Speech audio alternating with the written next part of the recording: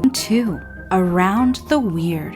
Here's your host, the museum curator of the strange and unusual, Mr. Nothing. Thank you, mysterious voice, and welcome back to Around the Weird, a booktube channel where I talk about all the unusual and out of the ordinary literature that I have found in my travels. Today I want to talk about a book that I read, one that is about pilgrims traveling to a holy shrine. I am referring to the Canterbury Tales by Geoffrey Chaucer. I chose to read this book because it was actually challenged to me. I was issued a challenge by Lucas over at the Bits of Lit to read the Canterbury Tales for one of our regular booktube challenges. And I figured it was worth reading it. One, because I had never read it before, but also because I wanted to win the coveted golden shawl that has been denied to me by the fiend Lucas, or that villain Dr. Strike the Sun, or even the ghastly Brazen Bell. One of them is depriving me of what is rightfully mine. I was issued this challenge, and so that is where we are at today. This is a reading challenge video. For those who don't know, Geoffrey Chaucer was a writer in the 1300s who wrote poetry and other such books. He was critical of the church, as many people were at the time. The 1300s were a very unusual time period as you were dealing with plague and the corruption of the church. I think at some point there were two different popes. I don't think that was during the 1300s, but people were aware that the Catholic Church was, having a bunch of problems. And so with that, it was kind of infused into Chaucer's writing. And so sometime between the year 1380 and 1400, Chaucer kind of published this.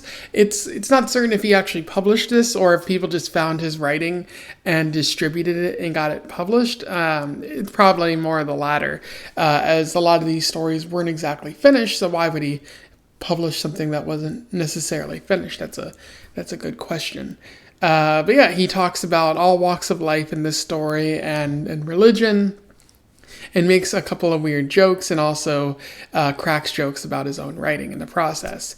So what is my ultimate opinion of this? Well, you'll have to find out later in the analysis section.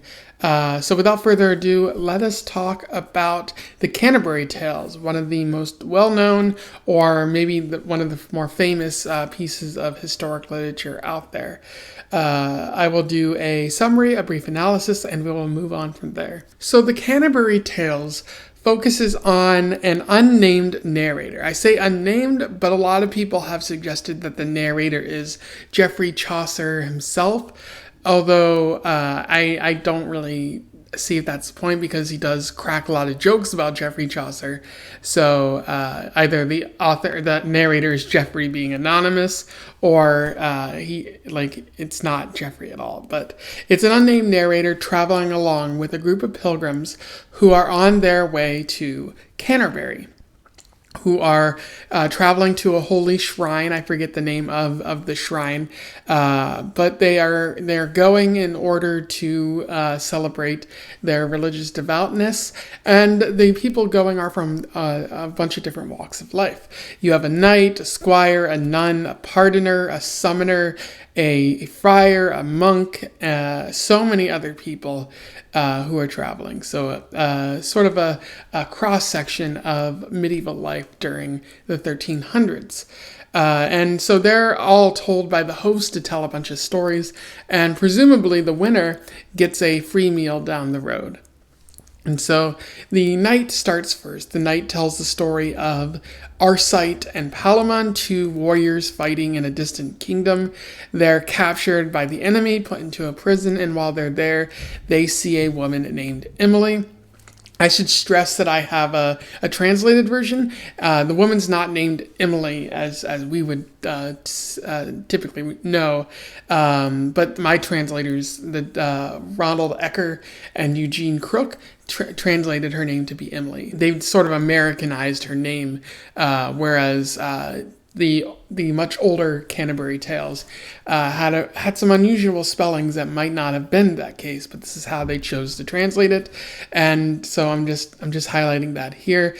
These knights see Emily, and they both fall in love with her, and so the Duke of this kingdom decides that the way that they are going to settle this is with a contest to the death.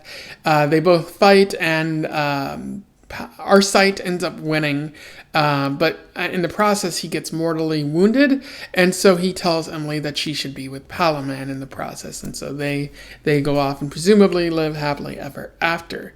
From there, it moves on to a bunch of different characters. The miller, funnily enough, he interrupts when the reeve is trying to talk, and the miller is drunk. Everyone tells him to shut up, and he ends up telling a story about a woman named Allison, who is so beautiful and sexy that all these men lust after her, and they really want to have sex with her. It's a very dirty joke kind of story, and the men essentially work to get the husband out of the picture so that they can have sex with her, and Allison doesn't really like it one bit. After the miller's done talking, the Reeves, who was angry that the miller interrupted, starts telling a story about two students who outsmart a miller and end up sleeping with his wife. And so that I like the dialogue that goes on between the Reeve and the miller, how they just can't stand one another. We then move on to the cook's tale and the lawyer's tale, which involves a woman named Constance and some warriors from Syria and a Holy Roman Emperor, something like that. We also move on to the wife of Bath's tale. In her prologue, she talks about how she's had 5 husbands and how she values her independence, and that's what matters most to her. And then she goes into her story, which is an adaptation of a King Arthur legend. Chaucer does that a lot throughout this book, and that these aren't exactly original Chaucer stories at times. There's stuff that he's borrowed from local English legends, and I think maybe that gets at the underlying nature of the Canterbury Tales, which I'll talk about later. But yeah, he ends up telling a story about a knight in King Arthur's court who rapes a woman, and the King Arthur is going to kill him, but the queen says, instead we'll send him out to the world for a year and ask him to answer this question. And so she says, what do women want the most? He goes out for a year, can't really find an answer, or at least one straight answer. And so he meets this sort of downtrodden, kind of ugly kind of woman, and she says she'll give him the answer if he gives her what she wants. And so they go back to the kingdom, and the woman says, oh, what women want most is sovereignty, and the queen agrees that's the answer. So then the woman decides that what she wants is the knight, and the knight promises that he'll be true to her and give her her sovereignty in the process, and then she turns into a beautiful woman. What's interesting about this story is I've actually heard it before in high school, but it was given a different title that I can't remember.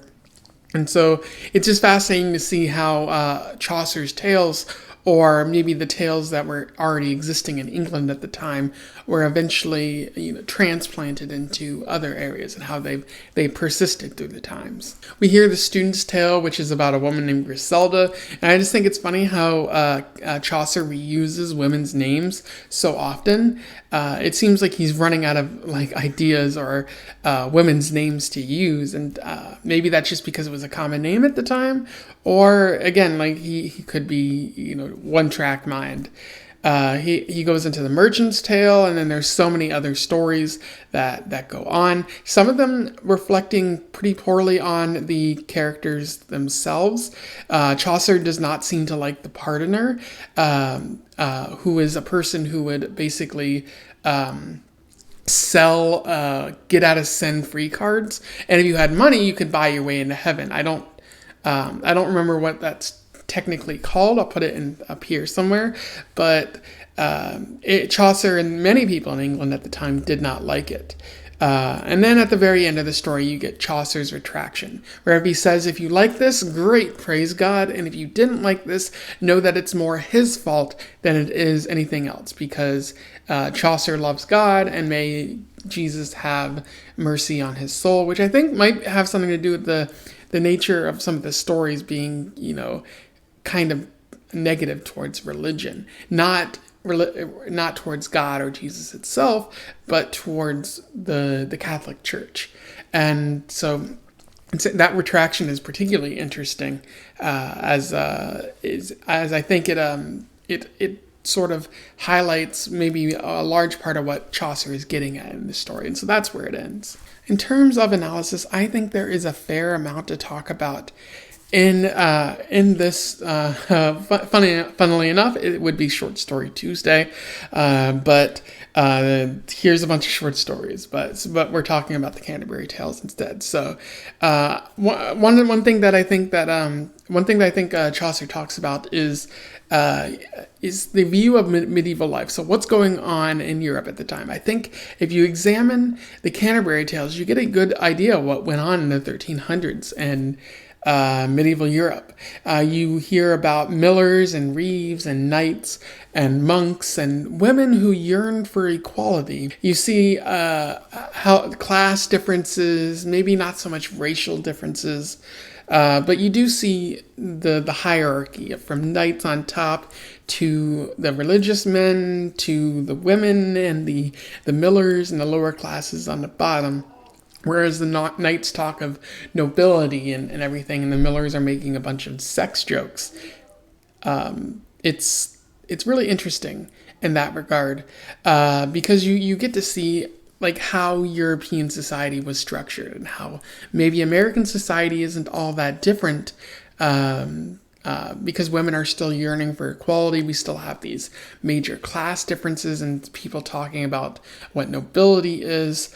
But along with this, there's some not so good elements to this story, because you see the corruption that existed in the church at the time, how people were basically paying money to get their way into heaven, and that shook a lot of people's faith in the Catholic Church. You hear talks of the plague. You hear the very strength and power of religion, where like the monk talks a lot about the sins and how sins will damn you to hell, and God, like to Chaucer, God is great, but God is also a terrifying, wrathful person, not the much more positive picture that a lot of people paint today. And one thing that I think is really evident through a couple of these stories is the anti-Semitism that has existed always, but especially in medieval Europe. You hear it in the Prioress's Tale, where the Prioress's Tale is about a child that is martyred because they're killed by Jews. So you see anti-Semitism on display there, kind of dealing with blood libel and how the Jews used children for various dark rituals, which wasn't actually the case, but Jews were used and have been used as scapegoats throughout the ages. And it's weird how Chaucer just shares that story here. Like it might just be him sharing a story that he's heard before, but it really sounds like he's sort of adopting this position that Jews are bad, or Jews are scary monster people. And at the time that wasn't true, and that thought process led to people stoning Jews to death or doing even worse things to them. And it's hard to really read that knowing that was going on at that time, and that kind of hate still continues to this day. A lot of people still believe the blood libel thing, as you've seen by all of the conspiracy theories that are going on in the world right now. So it is interesting getting this view into medieval life, but it is sad to see all this stuff that wasn't so positive. How women were still yearning for equality and wouldn't get it for some time, and especially the anti-Semitism. But one thing that really stands out in this story that I've already talked about quite a bit is Chaucer's view of religion. From his perspective, God is good. Like, it's good to worship God, and you should love Jesus Christ, and your sins will be forgiven, and you'll get to go to heaven if you are good or noble in this life. But God is also wrathful and damns sinners, and people who do wrong in life are going to go to hell. Allow me to read you a quote from this that demonstrates that exactly. Here men may see what sin's reward is like. Beware, for no man knows when God will strike, not in the least, nor in what kind of way, the worm of conscience, quaking, may betray. One's wicked life, so private though it be, none knows of it but him and God. Be he an ignorant man or learned, he knows not how soon he may be fearing for his lot. I warn you then, let this advice be taken. Forsake sin, or for sin you'll be forsaken. And like right there, it's like, don't sin, or you're absolutely gonna go to hell. You will not join God in the kingdom of heaven, which like it was the belief of the time, because the church controlled a lot of people, and you could argue that it was even more powerful than a lot of kingdoms for quite some time, especially because the Pope could make or break kings and queens.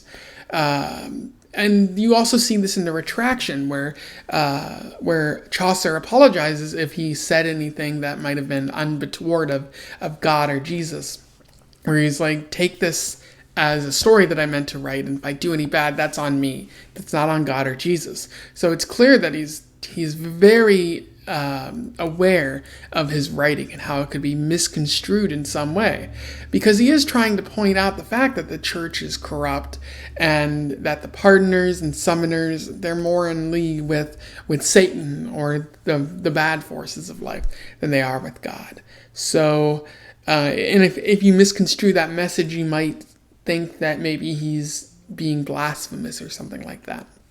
And so that retraction serves as a way of him saying, of sort of washing his hands of being perceived as blasphemous. But it's clear, like, if you read it and you don't misconstrue it for bad reasons, that he's clearly criticizing the church for their corruption rather than portraying God as anything. So I do think that's interesting, but at the same time, he does talk a lot about Venus and Hercules and some Greek gods here and there. And so I do have to wonder, like, how do you reconcile this appearance of other gods, especially at a time when, going by the Ten Commandments, you hold no other god before this God. And so I would think that would mean that God is the only God, and there can't be other minor demigods.